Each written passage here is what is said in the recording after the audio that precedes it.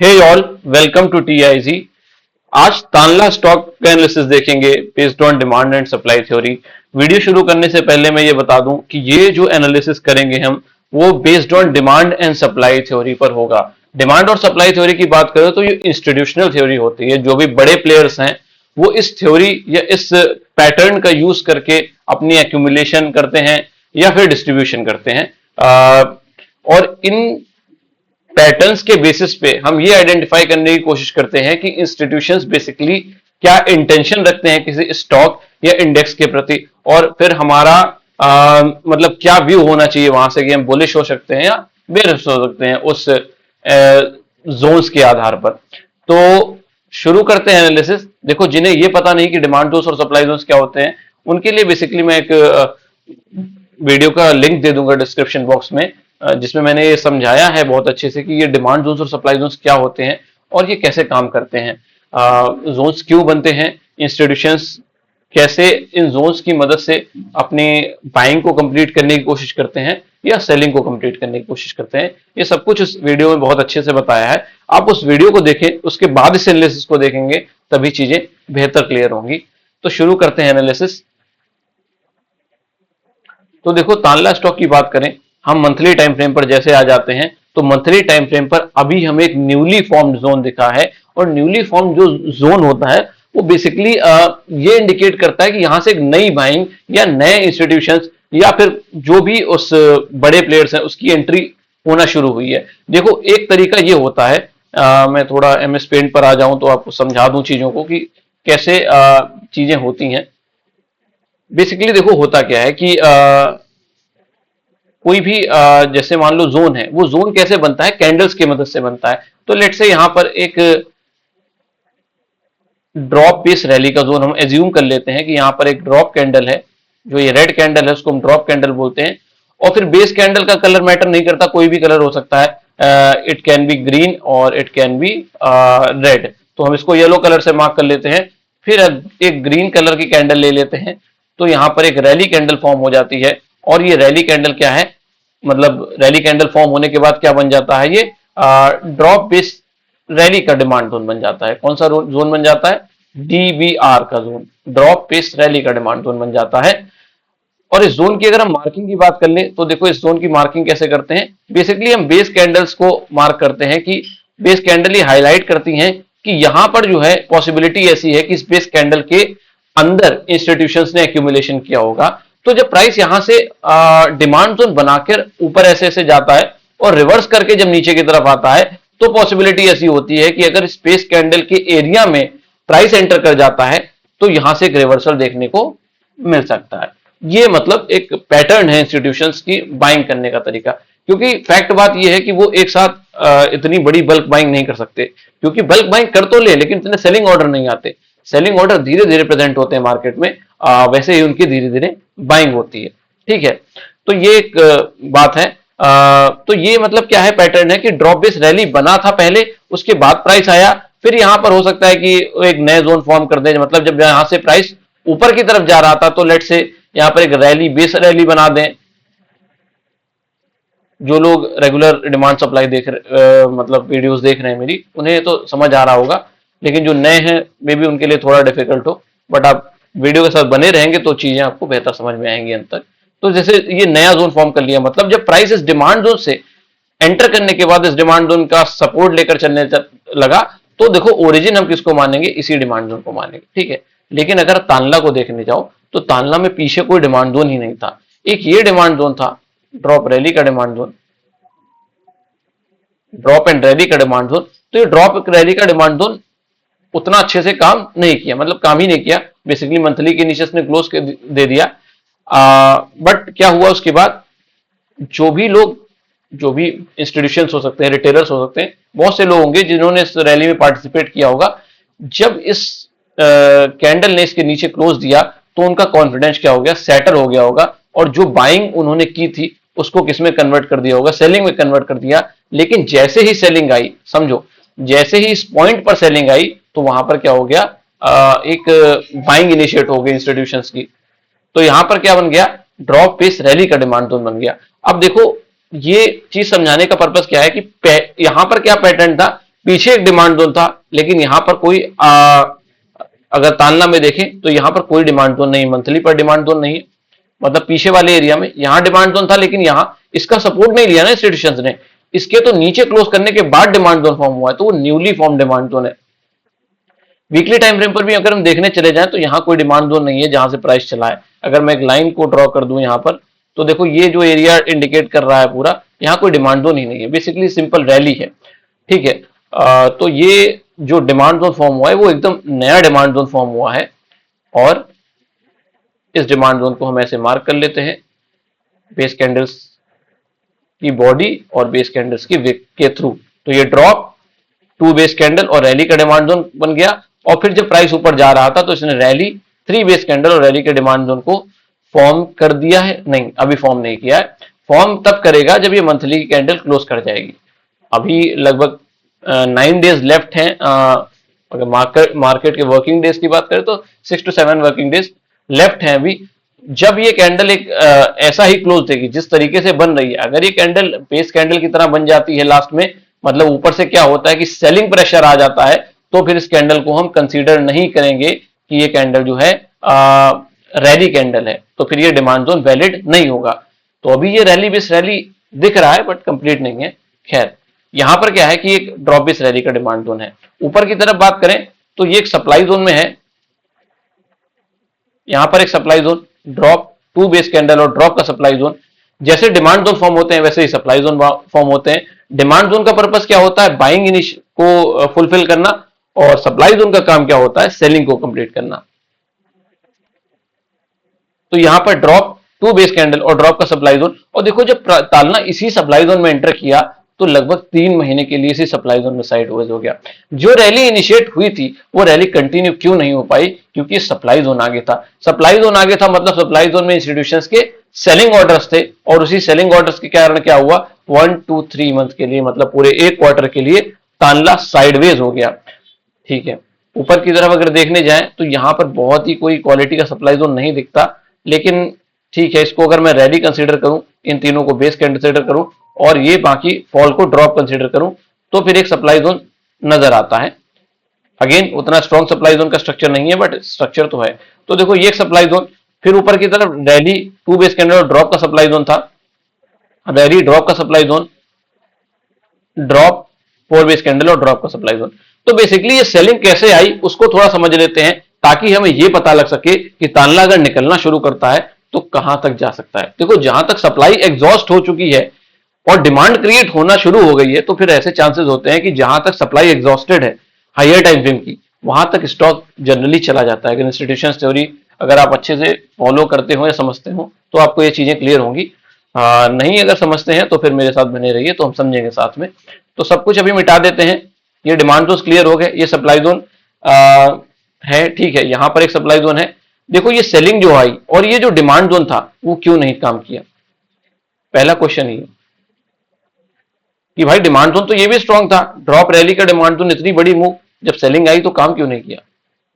तो उसके पीछे देखो रीजन समझते हैं।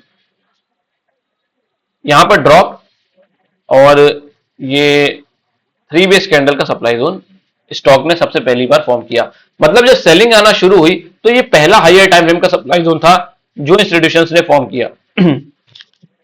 और जब प्राइस यहां से एक फॉल होने के बाद लगभग इस मंथली के एरिया से चलना शुरू करता है, रैली, 2 बेस कैंडल और रैली का ये जो डिमांड जोन था,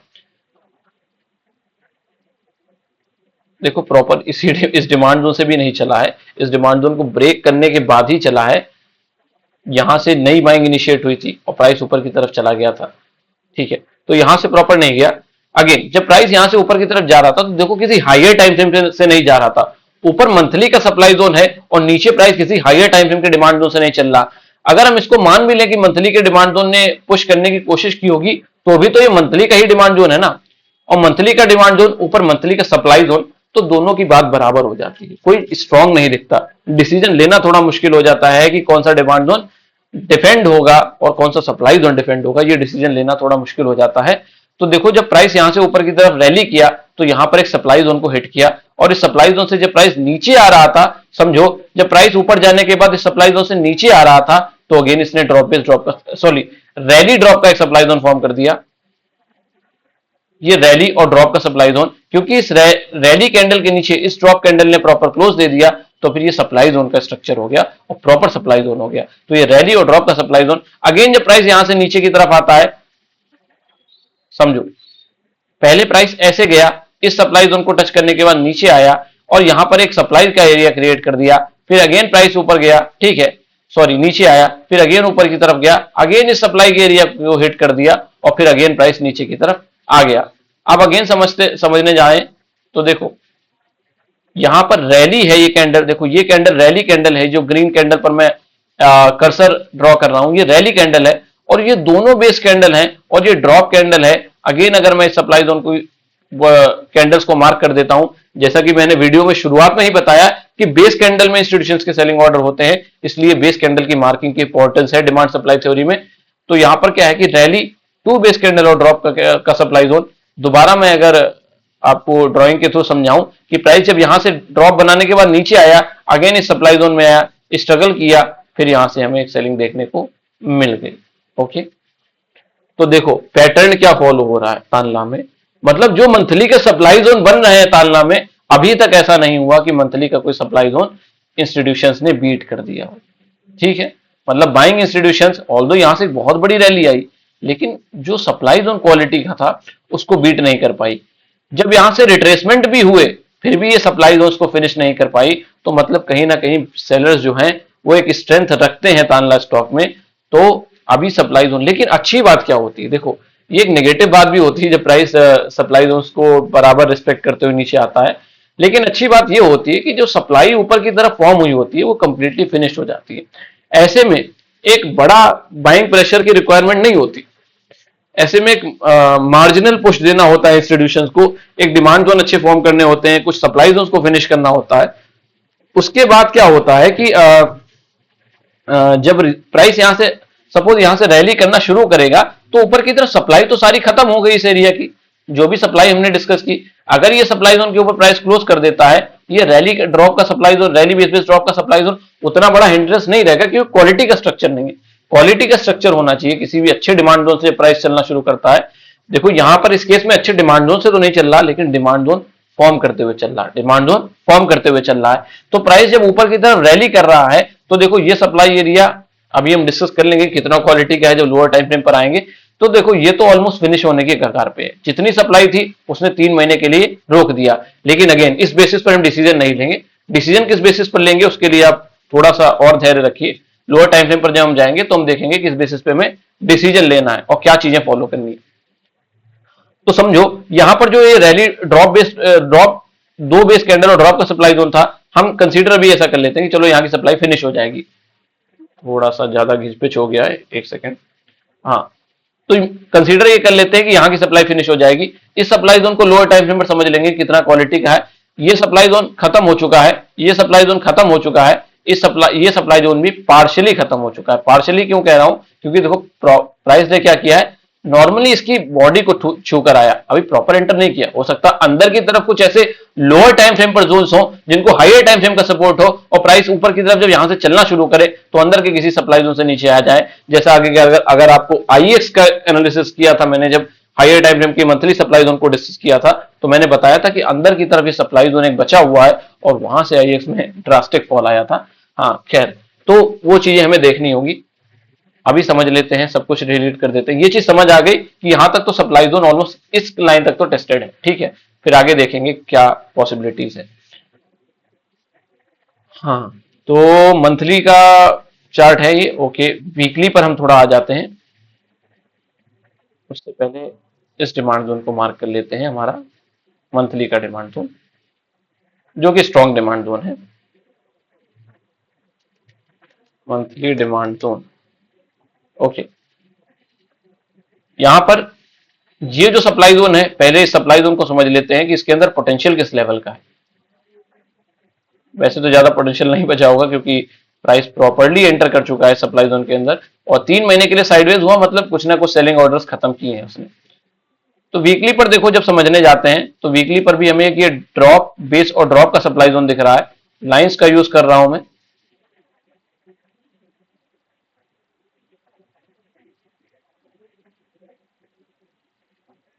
ये ड्रॉप ड्रॉप बेस ड्रॉप का सप्लाई जोन। प्राइस देखो जब इस सप्लाई जोन में आया तो यहीं से साइडवेज होकर कंसोलिडेशन में रहा। क्यों? क्योंकि नीचे की तरफ डिमांड जोन फॉर्म हो गए थे। ये पूरा एरिया डिमांड जोन का एरिया था। दो back to back quality demand zone form किए थे, rally base rally, rally base rally, और इसी डिमांड जोन में क्या हुआ, साइडवेज हो गया प्राइस। मतलब ऊपर की तरफ से सेलिंग जो आती रही उसको बाइंग में कन्वर्ट करते रहे institution due to unfilled order of these demand zones. और प्राइस जब यहाँ पर साइडवेज हुआ, यहाँ से सेलिंग ऑर्डर खत्म होते रहे, यहाँ से बाइंग ऑर्डर एग्जीक्यूट होते रहे, जब नंबर ऑफ सेलर्स जीरो हो गए तो प्राइस यहाँ से रैली करके ऊपर की तरफ चला गया। जब प्राइस ऊपर की तरफ जा रहा था तो उसने क्या किया, दो डिमांड जोन्स फॉर्म किए। वो दो डिमांड जोन्स कौन से डिमांड जोन्स हैं? देखो ये कैंडल आपको एक्सेप्शनल कैंडल लग रही है, मैं इस कैंडल को जो बेस कैंडल की तरह दिख रही है उसको ड्रॉप कैंडल कंसीडर करूंगा,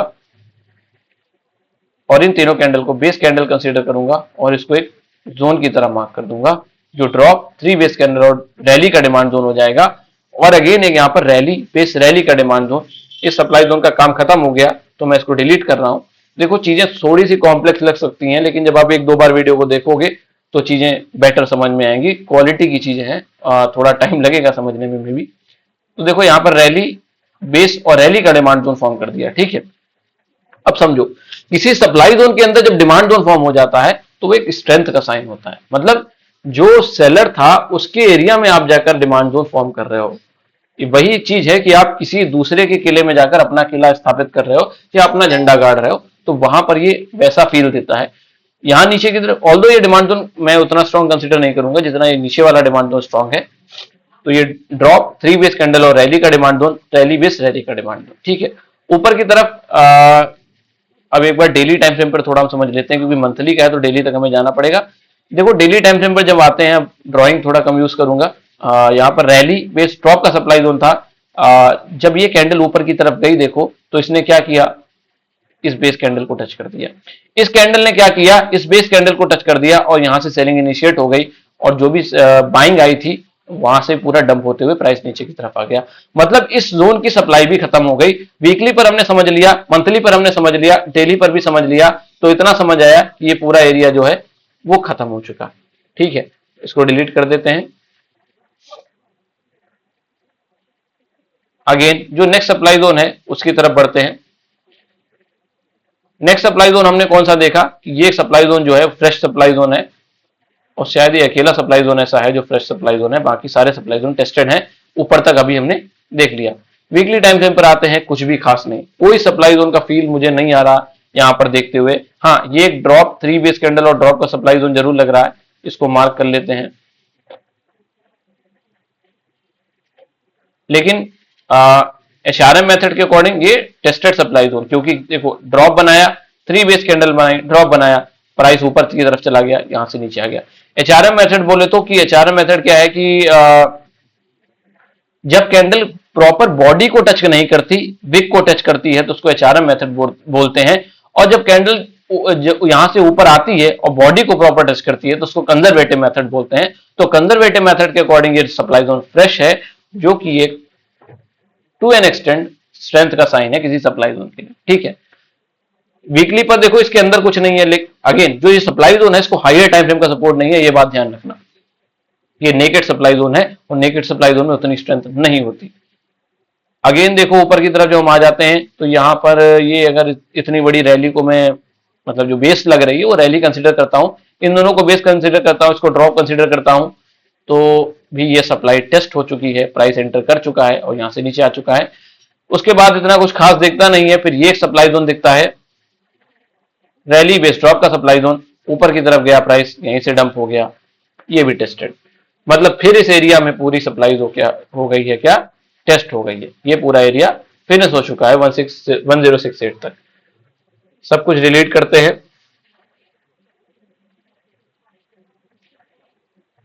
देखो ये एरिया इंटैक्ट है, अभी इसको मार्क रहने देते हैं क्योंकि फ्रेश सप्लाई जोन्स के ऑर्डर हो सकते हैं वहां पे। अगेन हम मंथली टाइम फ्रेम पर आ जाते हैं।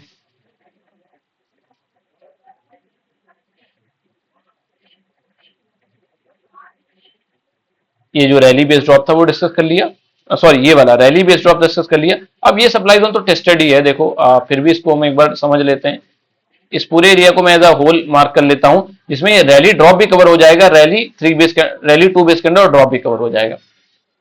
वीकली टाइम फ्रेम पर आते हैं तो देखो यहां पर चीजें हैं, ये सप्लाई जोन क्वालिटी का सप्लाई जोन। अब ये सप्लाई जोन बनने के पीछे रीजन कौन सा है, इस सप्लाई जोन का है। मतलब ये जो सप्लाई जोन का स्ट्रक्चर था ऊपर, उसकी वजह से सप्लाई जोन बना। और जब ये सप्लाई जोन बना तो इसने क्या किया, जो ये नीचे बाइंग आई थी उसके नीचे क्लोज कर दिया, मतलब अपने आप को स्ट्रॉन्ग साबित कर दिया, इसलिए हम इस सप्लाई जोन को स्ट्रॉन्ग कंसीडर करेंगे। ठीक है, डेली टाइम फ्रेम पर भी एक बार देख लेते हैं। तो डेली टाइम फ्रेम पर भी आपको ये सप्लाई जोन तो दिख जाता है, बट उतना क्वालिटी का नहीं, क्योंकि ये नंबर ऑफ बेस कैंडल्स बढ़ जाती हैं। नंबर ऑफ बेस कैंडल्स जैसे बढ़ती हैं तो जोन की स्ट्रेंथ कम हो जाती है। लेकिन अगेन क्या है कि वीकली टाइम फ्रेम पर ये supply zone strong supply zone है। ठीक है, क्या सप्लाई जोन है, ये स्ट्रॉन्ग सप्लाई जोन है। तो ये हर्डल और ये हर्डल हमने मार्क कर लिए। अगेन मंथली की तरफ चले जाते हैं तो फिर ये सप्लाई जोन बन जाता है, जो कि तो हमारे लिए लिमिट है। ठीक है, इस यहां से ऊपर चेक नहीं करते क्योंकि ये लिमिट है, क्योंकि भाई इसके अंदर सप्लाई जोन होंगे, डेफिनेटली होंगे, क्योंकि बस प्राइस जो है यहां से इसकी बॉडी को टच करके आया पार्शियली, पूरा प्रॉपर अंदर होकर नहीं आया। लेकिन अगर हम यहां पर टेस्टिंग की बात करें जोन्स की, तो ये प्रॉपर सप्लाई जोन्स के अंदर एंटर करके नीचे आ रहे थे। तो देखो हर्डल हमने देख लिए। अब एक बार हम डेली टाइम फ्रेम पर आ जाते हैं, थोड़ी रिटेलर्स के हित की बात कर लेते हैं, मतलब हित की बात नहीं, अहित की बात कर लेते हैं। कैसे, देखो यहां से एक स्पाइक लगा, प्राइस नीचे आया, अगेन एक स्पाइक लगा, प्राइस नीचे आया, फिर यहां से एक राउंडिंग बॉटम फॉर्म हुआ और अभी प्राइस अगेन उसी रेजिस्टेंस के पास आ गया है। तो जब ऐसी चीजें होती हैं, जब ऐसी चीजें होती हैं तो कुछ पैटर्न्स फॉर्म होते हैं। इस पैटर्न्स को क्या बोलते हैं, कप एंड हैंडल पैटर्न है। अगर मैं इसको ब्रश से मार्क कर दूं तो ये कप हो गया आपका और ये हैंडल हो गया, सॉरी ये कप हो गया और ये हैंडल हो गया। तो इसको कप एंड हैंडल का पैटर्न बोलते हैं, कप एंड हैंडल का पैटर्न बोलते हैं। और अगर मैं जो भी होता है, मतलब कप एंड हैंडल के अकॉर्डिंग क्या होता है कि प्राइस जितना यहां से यहां तक मूव किया है, उतना ही पॉसिबिलिटी ऐसी होती है कि ऊपर की तरफ मूव कर जाएगा अगर ब्रेकआउट सस्टेन करता है। ठीक है, और देखो वो हमारे सप्लाई जोन के अराउंड आ रहा है कहीं ना कहीं। ठीक है, लेकिन ये बेसिस पर डिसीजन नहीं लेते, क्योंकि ये देखो रिटेलर्स की थ्योरी है। ऐसा नहीं कि ये चीजें काम नहीं करती, बट उसके पीछे बहुत अलग भी लॉजिक होते हैं। तो हम क्या है, इंस्टीट्यूशंस को फॉलो करते हैं। बेसिकली इंस्टीट्यूशंस क्या कर सकते हैं, यहाँ पर देखो ये जो दो रेड लाइन है, आपको इतना पता है कि ये सप्लाई जोन की लाइन है। अगर आप डेली टाइम फ्रेम पर देखने जाओ तो यहाँ पर देखो एक ड्रॉप, टू बेस कैंडल और ड्रॉप का सप्लाई जोन भी है। ऑल्दो ये सप्लाई जोन टेस्टेड हो चुका है, क्योंकि ये देखो जो ये वाली कैंडल है, इसने क्या किया है, इसको थोड़ा मैं नीचे शिफ्ट कर दूं तो इसने टच कर लिया है इस एरिया को।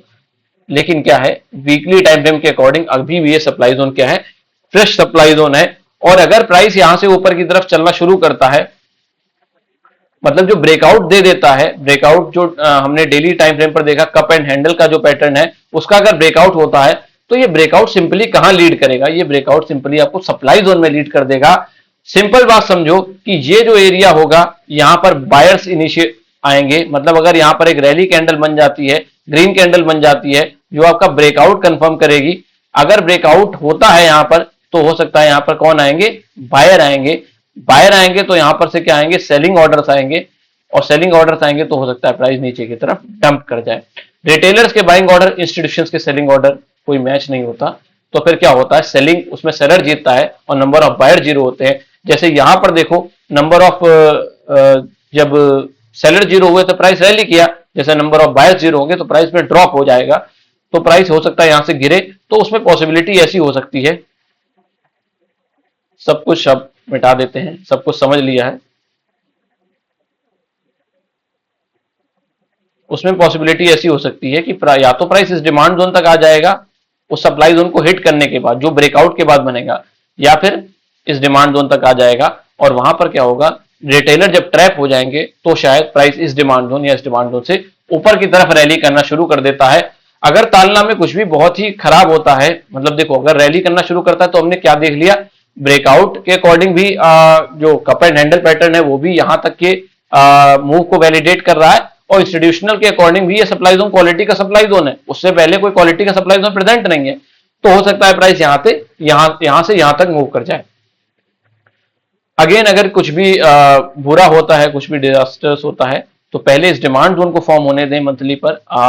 मेरे अकॉर्डिंग तो सबसे सही क्या रहेगा, जब ये मंथली का सप्लाई जोन फिनिश हो जाएगा उसके बाद अगर कोई डिमांड जोन फॉर्म होते हैं तो एक स्ट्रॉन्ग कॉन्विक्शन आएगी। क्योंकि देखो स्टोरी में जो समझा उसमें तांडला ने अभी भी एक भी मंथली सप्लाई जोन के ऊपर क्लोज नहीं किया। ये एक पैटर्न है जो सेलर्स फॉलो कर रहे हैं। ड्रॉप 3 बेस कैंडल ड्रॉप ये supply zone, rally drop supply zone, rally 3 base candle drop supply zone, rally 3 base candle drop supply zone, drop 2 base candle drop supply zone, और ये पहला supply zone होगा जो buyers finish करेंगे। And that would be a good conviction कि अगर ये supply zone finish हो जाता है।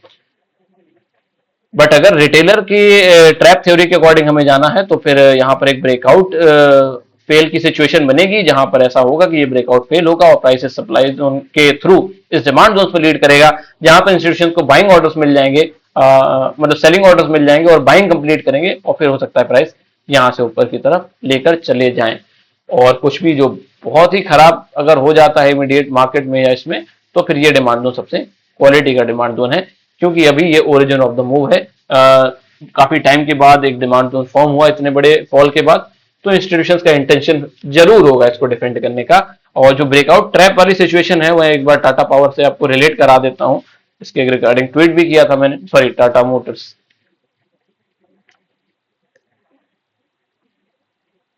सिंपल चीज क्या थी कि देखो यहां पर एक पैटर्न फॉर्म हुआ था, हाँ, एक रेजिस्टेंस लेवल यहां पर था, प्रॉपर पैटर्न तो नहीं है वो, अगर इसको कुछ ऐसे मार्क कर ले तो बेसिकली यहाँ पर भी एक पैटर्न था टाइप का, बट यहाँ पर ब्रेकआउट हुआ, वो सस्टेन नहीं किया। और सस्टेन ना करने के पीछे रीजन क्योंकि प्राइस सप्लाई जोन में था, और यहाँ पर भी एक सप्लाई जोन था, ये ड्रॉप 2 बेस कैंडल ड्रॉप का लो क्वालिटी का सप्लाई जोन था। लेकिन अगेन हुआ क्या, देखो जब ब्रेकआउट हुआ डेली टाइम फ्रेम पर, ब्रेकआउट हुआ डेली टाइम फ्रेम पर, मूव सस्टेन करने की भी कोशिश की, तो फिर क्या हुआ, जब प्राइस में यहां से फॉल आया तो इस डिमांड जोन की तरफ लीड कर गया। और ये डिमांड जोन हमारा कहां पर था, देखो ये वीकली का डिमांड जोन था, ये रैली पेस रैली का डिमांड जोन था, प्राइस इस डिमांड जोन में आ गया, अभी यहां से ऊपर की तरफ जा रहा है। पॉसिबिलिटी ऐसी है कि अब सप्लाई ऊपर की फिनिश होती चली जाएगी। तो फिर क्या है कि ये पैटर्न इस तरीके से काम करते हैं। तो ये था Tanla stock analysis. I hope मैंने सब कुछ कवर करने की कोशिश की है कि आपको सब कुछ क्लियर रहा हो। तो ये था एनालिसिस। अगर आपको ये वीडियो अच्छा लगा हो तो प्लीज लाइक करें, शेयर करें एंड सब्सक्राइब करें। Thank you.